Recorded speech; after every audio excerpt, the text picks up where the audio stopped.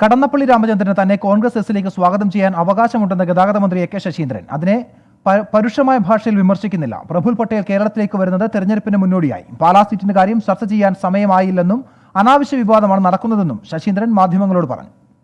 അത് സ്വാഗതം ചെയ്യാനുള്ള സ്വാതന്ത്ര്യം അദ്ദേഹത്തിനുണ്ട്. അദ്ദേഹത്തെ പോലെ ഒരാളുടെ സ്വാഗതത്തിന് ഞാൻ പരുഷമായ ഭാഷയിൽ മറുപടി പറയുന്നില്ല. അല്ല, അദ്ദേഹം പാർട്ടിയുടെ അഖിലേന്ത്യാ ജനറൽ സെക്രട്ടറിയാണ്.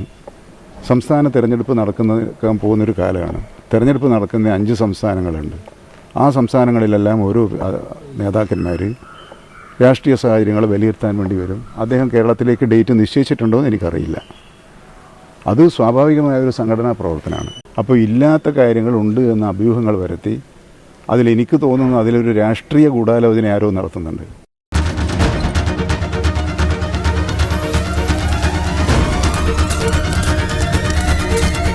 24 2 വർഷത്തിന്റെ നിറവിൽ